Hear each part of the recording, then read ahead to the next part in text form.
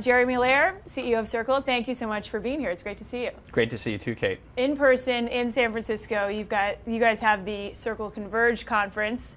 Not in Miami this year, not in anywhere else. You're doing it in San Francisco. Tell us why. Yeah, I mean, look, crypto and the whole ecosystem is obviously global, and what we do is global. But when we thought about putting together a kind of platform ecosystem conference, we thought that the Bay Area would be sort of the top of the list. It's been years since there's been a major crypto ecosystem event in the Bay Area, and yet just the amount of startup activity, capital, and frankly a huge amount of Circle's own leadership team is actually here as well. So we thought it was a great opportunity to kind of continue to invest in the Bay Area for this industry. So it still is a hub for tech talent, despite what we've heard about Miami taking over as the capital of capital? I'm not so sure that Miami's a hub for tech talent. I think it's a hub for lifestyle, but like tech talent, the tech talent is all over the world, but there's still just an incredible amount here in the Bay Area. And you said Circle has a good amount of its leadership team here. Yeah. What does that look like in terms of who's based in San Francisco? So our general counsel, our chief product officer, our CTO and head of engineering, our chief marketing officer, our chief risk and compliance officer, which is like half of my leadership team, are here. And many of them had built long careers in great companies like Google and Facebook and others as well. And so I think when you're trying to build a global scale platform, internet platform type business, which is what we're trying to do, there's so much talent that has done that in other industries here as well. And what should we expect from Converge this week? This is the first time you're hosting this conference. What type of topics and what should we see in the next few days here? Yeah, I mean, there's a few overarching themes. I think one really big overarching theme is how are we moving from the speculative value phase of crypto into the utility value phase. And that's really near and dear to my heart because we founded the company 9 years ago with an idea that you could take what we think of as traditional money and you could make it work on the internet and work at scale as an open protocol. That led to eventually things like USDC, but it was always very anchored in the idea that we can do real world use cases, and there's been a lot of that missing. And so right now is a really critical time for startups, regulators, the media, all kinds of people to be thinking about, okay, how are we going to make this highly useful in society, and make the kinds of changes that I think motivate so many people to be in this industry. And so that's one really big theme, for sure.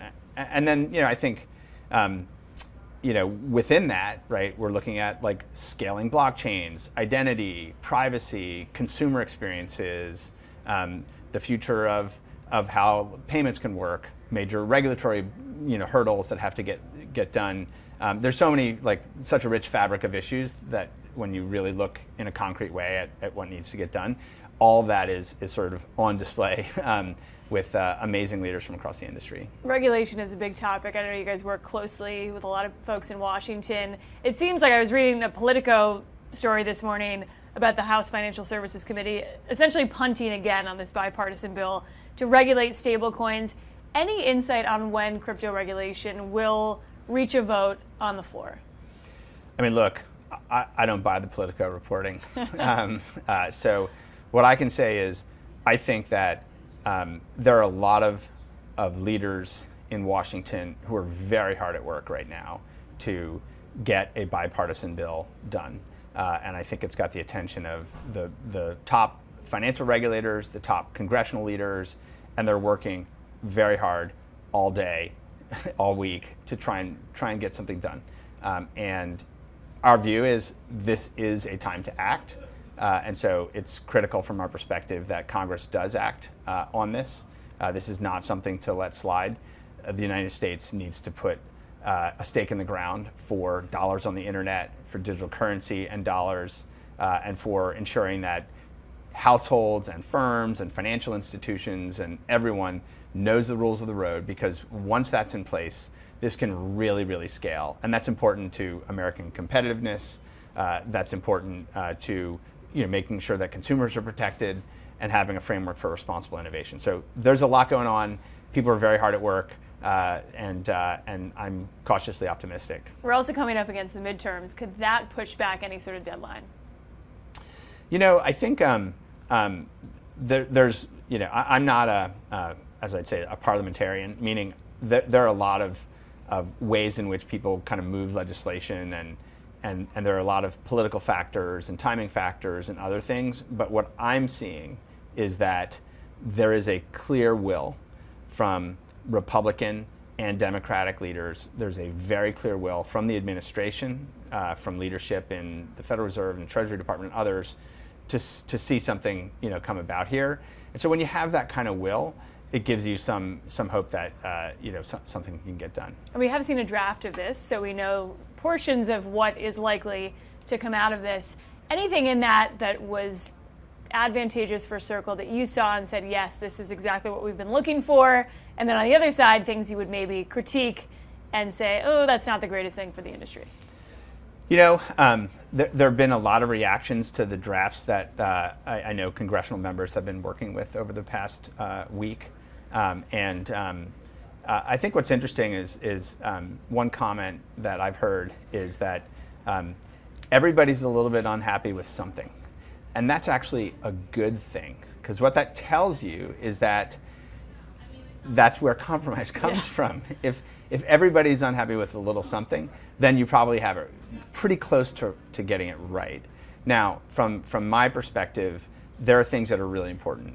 Having a very clear federal government standard for dollar digital currency, so that dollar digital currency units, so-called payment stablecoins that are issued and that function in the U.S. financial system, that those are treated as good as or better than money in a bank.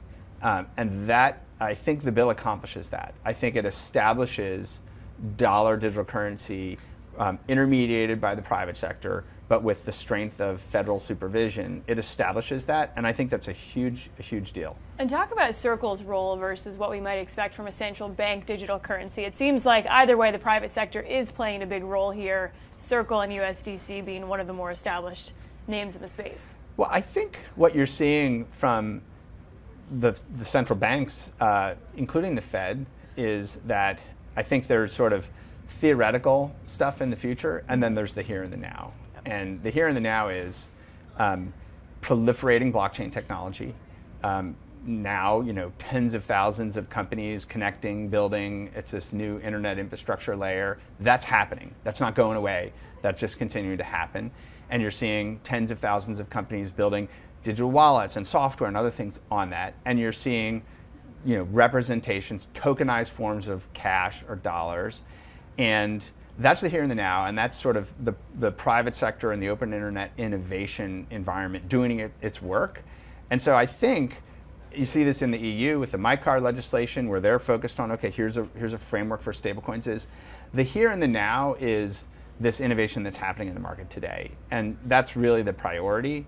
And I think that is going to be the fastest path towards realizing the ideas of digital currency at scale in society. And so that's, I think, the focus. I think you'll continue to see, studies and research and things like that around the world, and collaboration projects, proofs of concepts, and other things. But I think the priority for national governments ought to be, let's get some legislation and rules in place, because we have an industry that's growing and thriving and has huge potential right now. And the private sector will be the ones to proliferate this type of digital dollars, what you're saying? Yes, absolutely. Absolutely. Yeah, and there's part of the private sector, and more on an international scale, we've talked a lot about algorithmic stablecoins and what happened with Luna, that regulators do call out and say that's something we're not comfortable with. Were there restrictions in the draft that you saw that were appropriate and did kind of scale back on maybe the risks that some in the private sector can take here? I think a big thing that I think this bill is trying to accomplish is to get to some clear statutory definitions. And so the phrase payment stablecoin is a phrase, and it has specific meaning, which is this is something that is a dollar-backed digital currency that is issued by a regulated financial institution that's regulated under the Federal Reserve System, and that has kind of dollar cash equivalency. And it achieves that by ensuring that the reserves are the safest possible things in the world, safer than bank deposits. Banks take risk with your money. They invest it, they lend it. That's why FDIC insurance exists. It exists because there might be a run on the bank because the bank's taking risks. The design of stablecoins is as close to kind of straight through government debt obligation money that exists. And so that's a tight definition. There are other things that purport to be dollar stablecoins. And I think the bill is trying to distinguish very clearly at a statutory level what, again, households, corporations, and financial institutions can use as a way to settle payments in dollars. There is going to be experimentation. There's going to be experimentation in many parts of the world. There are going to be forms of stablecoins that are backed by all kinds of different things. And I think other regulators might have particular views on that, not necessarily something that is a payment and banking matter. It could be a different kind of regulator, derivatives, securities, other things like that. But I think this bill does very clearly differentiate those things. And so some of these experiments you're talking about just couldn't be called a stablecoin in the future. Would that be a good thing for the industry, the idea that people might not be drawn to a certain project if it is risky and might be advertising itself as something that comes with some sort of stability or backing? Yeah, I mean, I think, I don't know so much about what people will call things. Right. We're actually trying to get away from the word stablecoin just because it's become such a, we never chose that. That chose us. What's the term that you would Well, we've use? always talked about, fiat digital currency, dollar digital currency. That's how we've communicated about this for a long time. More recently, we published a really great research paper that talks about this as tokenized cash, where cash is essentially cash held at the Fed or short-term government securities, and that is effectively what cash is defined in. And so this is a tokenized form of cash. That's a closer approximation, but we'll see where the naming and marketing ends up. Got it, where the semantics land here. And you've built your entire company on this, so obviously feel that it's necessary. We do need a digital dollar. There's a lot of people that say, cash or the monetary system, the way it works right now, is working great. It's easy for most people in the US. There's not a lot of friction. What would you say to people that may be skeptical that we need a digital dollar right now? I mean, to say that it works well, I think is very far off. Right now, there's a $1 trillion tax on the global economy from fees that are extracted by intermediaries and middlemen. For many, many parts of society, there's predatory forms of intervention in their money flows that are really, truly awful. The opportunity to have higher velocity money that can move at internet speed, that can be utilized at scale for commerce and financial products is an extraordinary opportunity. And so there's both enormous amounts that can be improved. I think if you asked any small business owner or the biggest companies in the world like Walmart or Amazon what they think about the fees that they pay just to receive a digital payment, I think they'll have a pretty strong point of view about that. And so there's clearly room for improvement. We're very confident that we can get to a world where the cost of storing and moving money for whatever kind of payment is effectively a free service on the internet, just like moving data and information. And so we're getting very close to that. I think the technology is getting there. This kind of regulatory certainty actually will get us there even faster.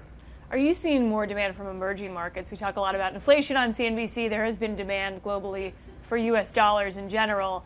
Is that helping USDC if there's people in Argentina where inflation is 6 or 8 times what it is in the US? What are you seeing from places like Latin America? We're absolutely seeing demand all around the world. And this was something that actually started right around when the pandemic hit, which is also when USDC started to see a lot of growth, like really dramatic growth. And so demand for digital dollars is highly global. I met this morning with a company that is growing really fast. They're in Latin America. They were founded in Argentina. They have built products that help companies to move money for within Latin America, within their own operations and internationally, and USDC is a core part of that. And that's profound. And they have hundreds of companies now in those markets that are moving to use something like that. We have other companies that are in markets like Mexico, where they're doing over $1 billion in remittance transactions using USDC between the U.S. and Mexico, faster, cheaper, and and certainly in an environment which has been predatory historically. That's pretty powerful. So we're seeing demand. We see demand in Africa, in Asia, in a lot of parts of the world. You talked about some of the global competition, the U.S. not wanting to fall behind here. What's your take on the digital yuan and that potentially being a threat to the U.S. dollar and the U.S. monetary system? Well, one of my favorite phrases is that I don't think that the United States should try to out China. And so China has taken a path where they've decided to nationalize their infrastructure, have the government run it, do that in such a way where they have very, very intense monetary surveillance, and it's a very controlled kind of system. I think if you ask the average American whether they want that monetary system, and I think they'll have a pretty clear answer. I think if you ask the average business person if that's the monetary system that we want, I think they'll have a pretty clear answer. And so there is a kind of novel fascination amongst political leaders that, hey, China's building stuff, we should build stuff too. But the answer, in my view, is not, don't try to out-China China. Do what you do best. The internet itself scaled and grew incredibly based on a set of ideas of openness, of interoperability, of free market competition. That's what led to such tremendous technological revolutions, and that's impacted society. And the private sector obviously has been extraordinary in that, in the financial sector, in the technology sector, et cetera. And so what I would say is, take a bet on what's gotten you here so far. What makes the West so powerful as a set of ideas, politically and economically? Take a bet on that, and that's how you're going to compete with China. And that's exactly what stablecoin legislation can help to do. It can actually help the United States more rapidly compete with China, because I also point out that the dollar's already winning the digital currency space race. Dollar-referenced stablecoins are the preeminent form of digital currency on the internet.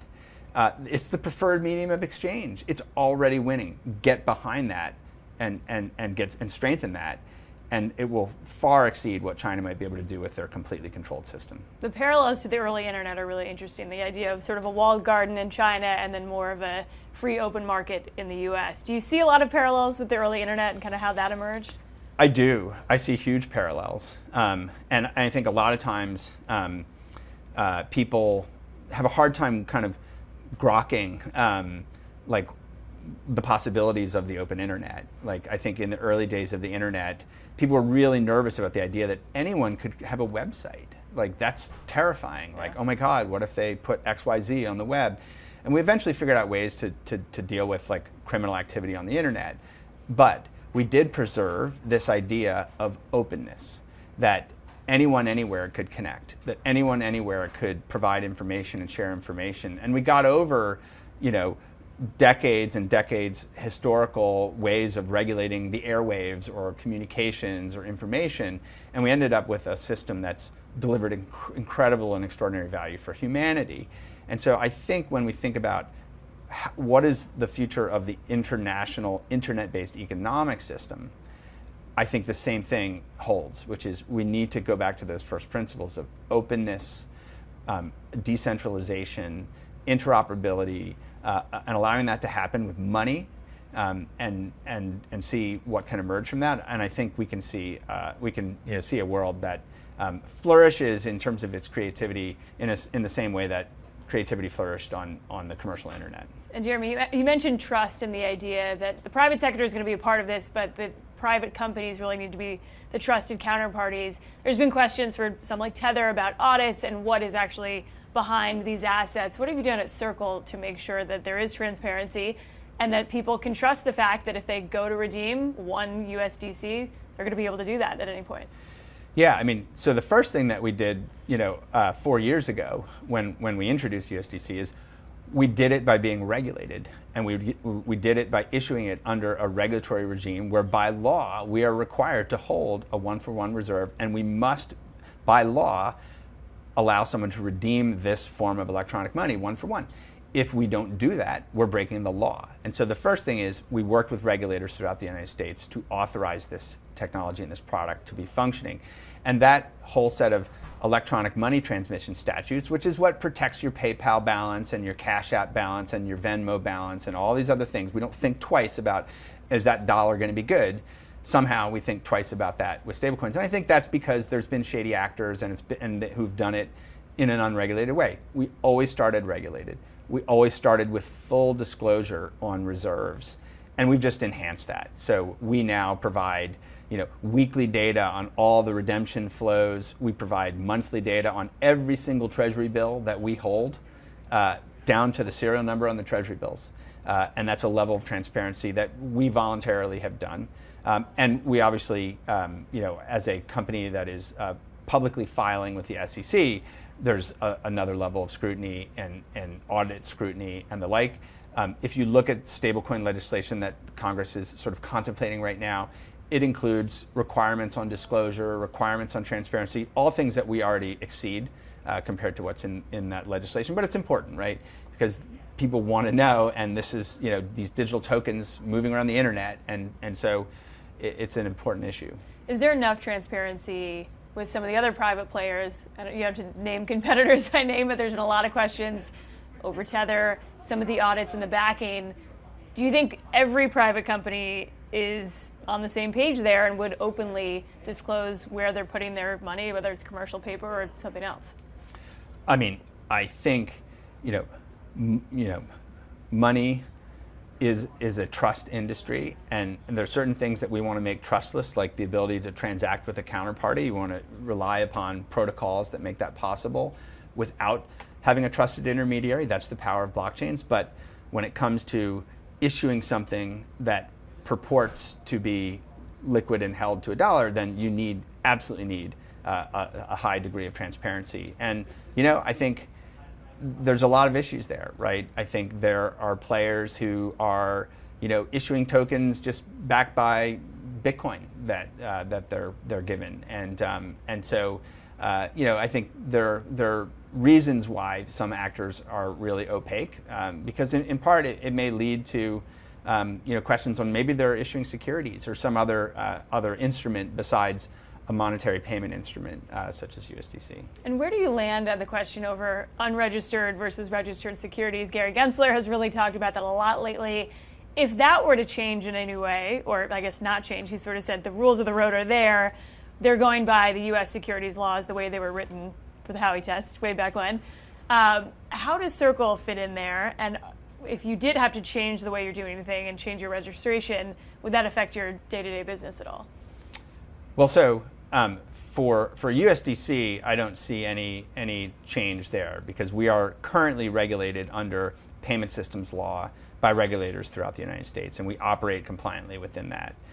And so that's clear. If there's new standards that are at a federal level instead of at a state level that are specific to stablecoins, we'll comply with that as well. And in fact, we're advocating that we have this kind of federal framework. I think outside of what we do with the kind of payments stablecoins, I think this sort of question of all these different types of crypto assets, how are they classified? Do some of these are some of these securities, are these commodities, can they start as a security and then become a commodity and so on? There's a lot of complexity to that issue. And so my view is that this is a place for Congress, not just a place for enforcement agencies and existing regulatory agencies. It's a place for Congress to get in front of this with statutory definitions. That's the clarity that we need. We need to have clear statutory definitions. And I think there's a bill around digital commodities that's trying to do that in a narrow way for certain things. And I think we need to do that. We need to define digital assets. What are they? What form do they take? And deal with the reality of this technical innovation instead of doing the square peg round hole thing, which has been going on for far too long. And there has been a lot of regulation through enforcement. A lot of the states have been the ones to take that on versus, the SEC as well. But this week we had 8 state regulators with an enforcement action against Nexo. Yes. It does seem to really be up to the states at this point. Is that healthy? Well, I mean, I think, BlockFi settled with the SEC as an example. I mean, look, lending products that are operated not by banks are securities products. And so there are clear rules around that. That's why Circle Yield, which is a lending product that we offer, is sold as a security. It was always operated this way, and we've not received such cease and desist letters and so on. And so I think there are some pretty clear lines here on some of these things. And so these kind of retail lending products that kind of look like banking, those are securities products. And so it makes sense that both states and the federal agencies might be pursuing action there. Were you surprised that the SEC didn't get ahead of something like Celsius or even Voyager in some cases where consumers ended up frozen out of their accounts? It really was the state regulators. Did that catch you off guard? Well, we don't know the whole story there. I wouldn't be surprised if some of those firms had pretty significant inquiries that had been ongoing with federal regulators. I don't have any specific information about that, but I think, I think the market destroyed them faster than regulatory enforcement in some cases. Got it. Well, while we're talking about state regulators here in California, Gavin Newsom just vetoed legislation on Friday about state-level licensing, something that really would have looked a lot like the BIT license. He said they were going to hold back and wait for federal regulation. If we don't get any clarity from Washington, is it going to be up to the states, and will we see more states come out with something akin to a BIT license?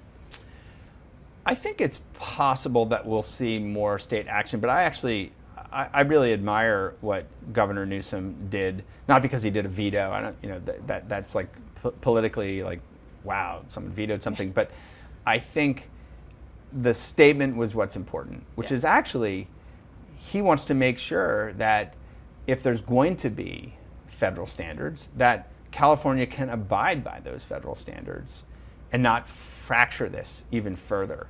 I think a real risk is that you have state fracturing. You have some states running ahead on this or that, and states absolutely have the right to enhance consumer protection requirements for the citizens of their states. But when it comes to money creation in the United States, which is the issuance of, say, dollar units, or what are the fundamental safety and soundness standards of the dollar, that's a federal matter. And so I think that the important thing is to figure that out at the federal level, and I think there's a huge role for states to play in enhancing consumer protection and providing clarity, and actually doing things that support and cultivate the development of this industry in their states. I think there's a tremendous amount to do there. I mean, there are areas, for example, like common law around corporations and how do you have more legal certainty for DAOs. That's a very real issue. We're seeing some federal action that is trying to kind of pierce into that in different ways, but you have some states that are progressively getting out ahead of it. So that's a place where states can innovate, and that actually is the domain of states. The corporate formation law is a state matter. So I think there's huge opportunities for states to lead in this. We talked a little bit about state regulation, some of these crypto companies needing to comply with more banking regulations. Should we expect Circle to look more like a bank and try to be regulated more like a bank than you are right now?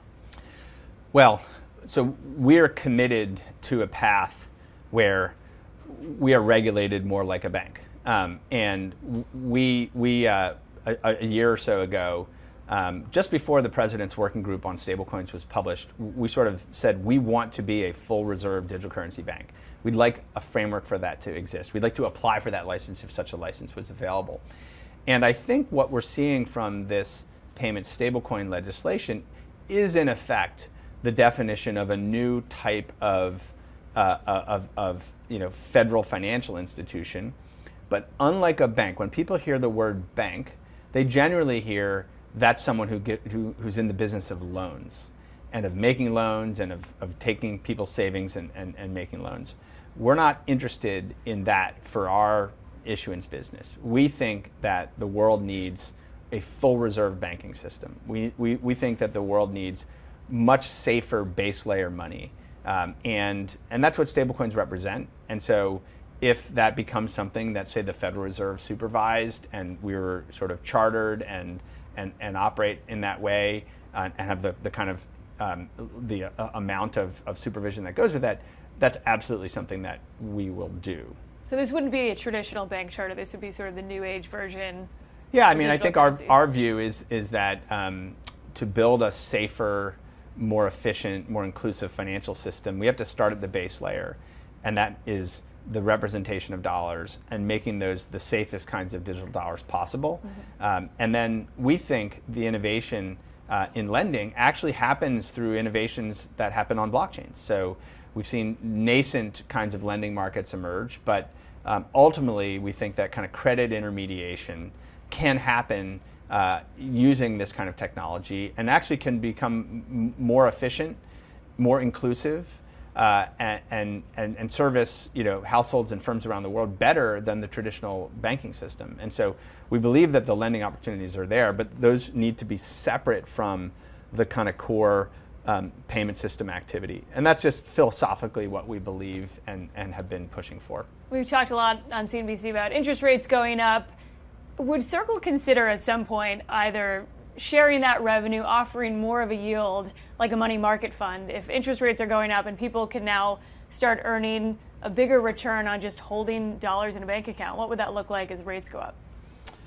So I think a couple things. The first is that a payment instrument cannot be interest bearing.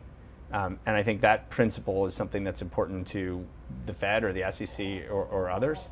And so, in and of itself, like a digital currency token, if you want it to be used as a kind of cash equivalent that can be transacted and settled around the world, like that itself cannot be a security. It's very challenging if you made something like that a security. You would not have the kind of freedom of movement and utility that you get. But are there opportunities for digital asset securities that are able to, present ways to access, various forms of interest-bearing, products? Yes, clearly. And so we need to see, I think, clearly the SEC and then de facto securities regulators like FINRA start to enable digital asset securities to exist. And then I think once you have digital asset securities, then you can start to see things like various forms of yield and pass-through and other things that can happen with digital tokens. That's just not a reality today. Does it help Circle's profitability on the back end? We've seen a lot of the banks are benefiting from higher rates. Is it a good thing for Circle with rates going up? I mean, I think our revenue growth and our financial outlook have certainly improved. And so we're on track to have a great year and expect to grow significantly next year. And so it has been a positive catalyst. But at the same time, right, in this environment, the demand for activity in digital asset markets has subsided significantly.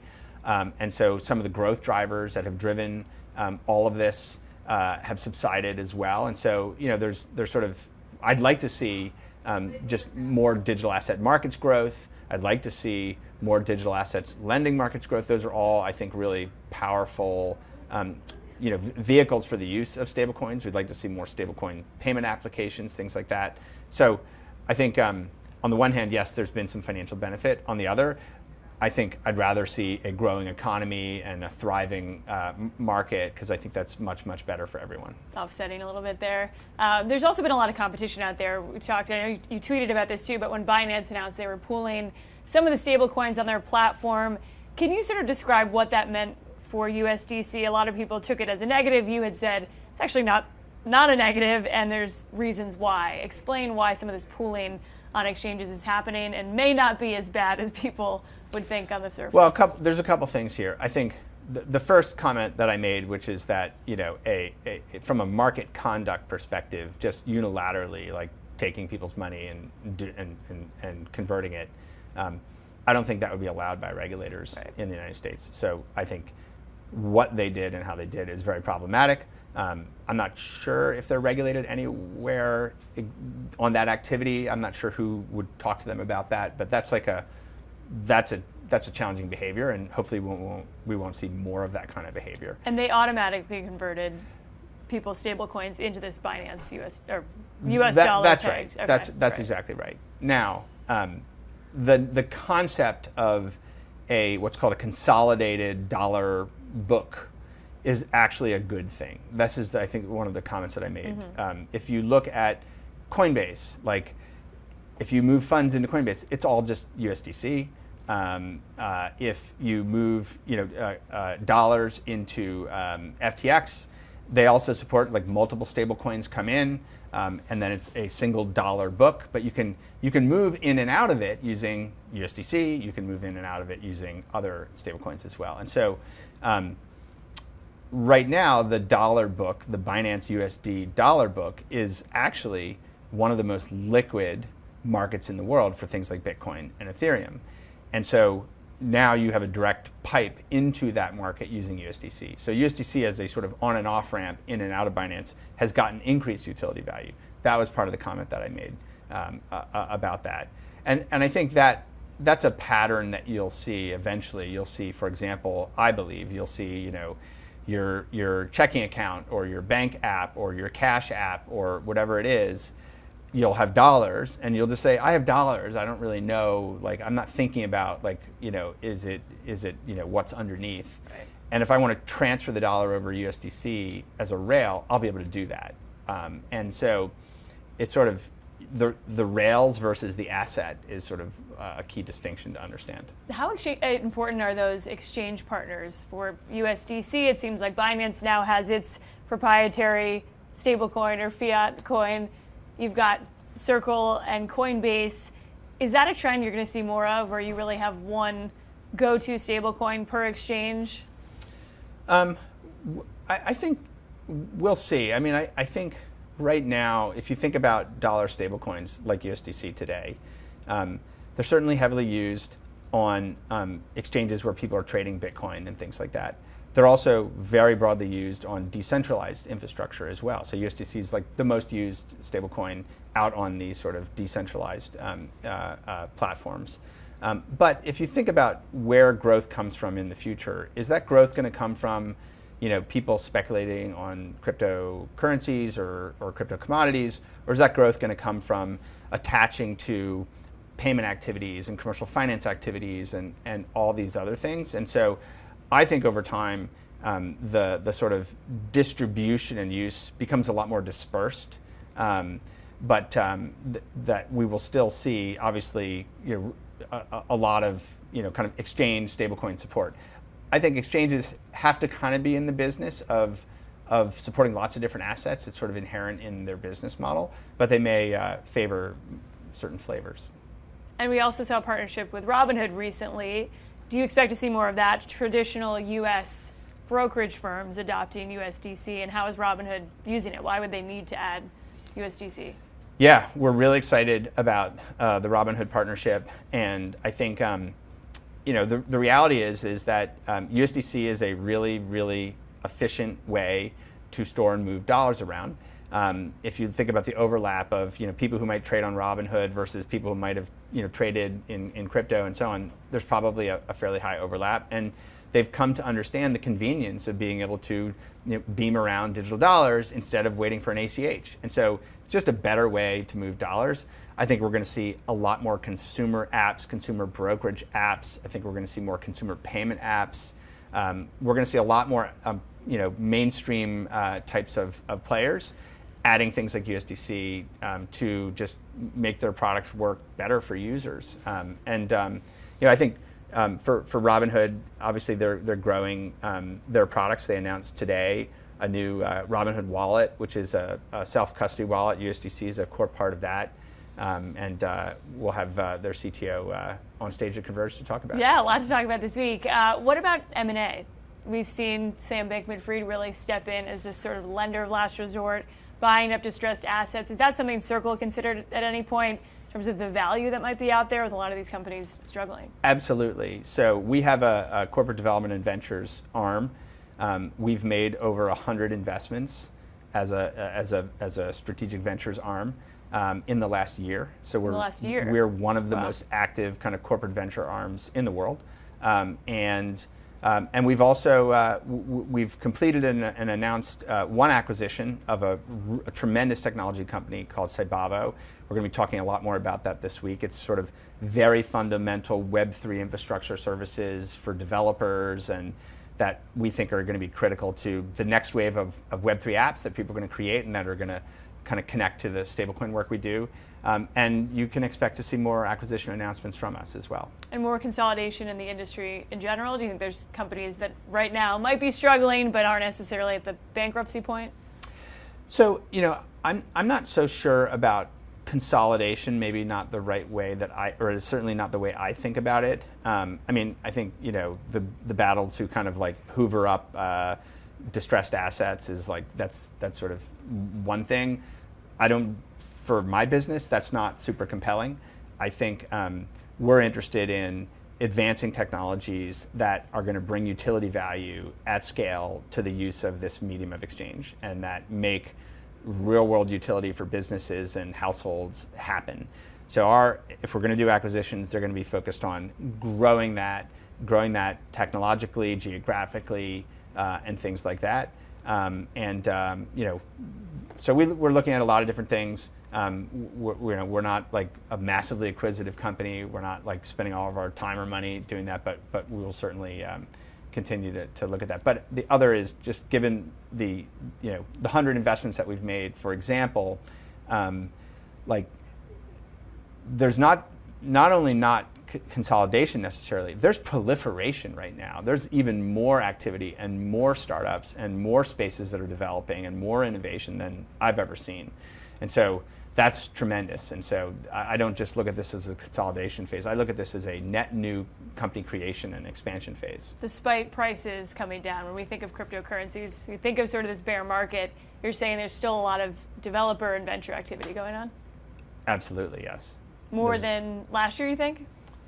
I don't know about more than last year, but for like quality projects that are doing really interesting things, I just continue to be blown away. There's just so much that's happening. What do you think it'll take for the market to recover? Is it still very much macro and Fed related, or is there anything that could lift crypto out of this slump that it's in right now, price-wise? Well, it kind of comes back to this overarching theme. We have to move beyond the speculative value, and we have to be really anchored in utility value. And I think the analogies to the dot-com boom and bust are often used, and I think they're accurate. I have lived through that with my own prior companies, and back in 2001 and 2002, like VCs didn't want to put money into internet companies anymore. It was like it just doesn't work. It was the worldwide wait. It was just like the technology didn't live up to the hype, and so if that was your view and you were like it's all done, you would have been a fool. Now, I think where we are today is very similar. There are key pieces that are coming into place that are solving for regulatory clarity, scalability, better consumer user experience, and that work is what's going to light this up for eventually millions of businesses, hundreds of millions or billions of users. That's going to happen, and so that's a process that will take time. It'll take 2 or 3 years. And so from my perspective, it's actually a tremendous time to enter into the space. I'm not as focused on, what's a good price for Bitcoin or what's a good price for Ethereum. I'm much more focused on like what technology and apps and services are going to really grow to let this flourish. Anything on the utility side that's not working? You said yourself, you lived through the dot-com era, you've seen a lot of that hype. There has been a lot of talk about Web3 potentially being overhyped. Anything you think that's just not going to work that you've seen? Well, I mean, in many ways, right, like if you ask most average people, you say the word crypto, right, they're like, that sounds scary or whatever, and so, cryptography and cryptographic computing and crypto-enforced transactions and ledgers, like that's a really important thing. But most people could give a crap about that, right? They just want apps that do things for them that make their lives better and solve problems for businesses, right?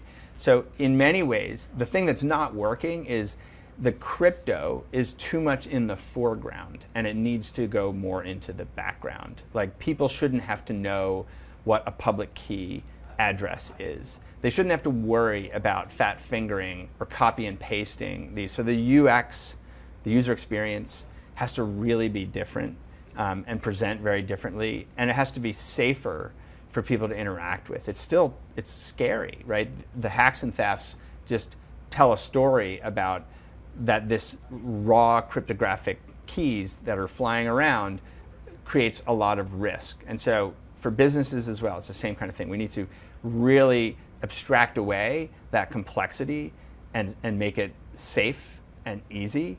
And that's actually what's going to, I think, help. And so there's a lot in that to solve. It's not like one thing, but I would say, as a general comment, the crypto as a technology needs to kind of become more invisible for people.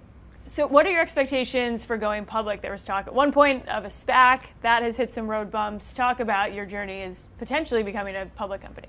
Yeah, so we are continuing to prepare to become a publicly listed company. We continue to file regularly with the SEC in a process to become, qualified to be a public company, and that's been, a long, rigorous process. And look, I think the SEC is doing the work it needs to. We're a novel company in a novel industry. There's been, just along the way, there have been changes to accounting rules that we've had to make adjustments to, and many other things. And so, at the end of the day, I think we will come out the other side as a qualified, company to be listed on the public markets, and we're excited to get there. It's probably a good time to not be a publicly listed company if you look at shares of some of the crypto companies. It's kind of a nice time to be private and not have to worry about that.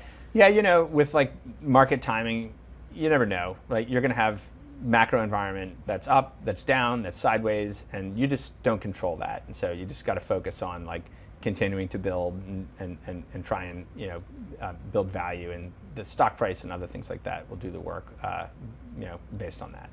We'll end on that. A lot to look forward to at Converge this week. Thanks so much for taking the time. Thank you.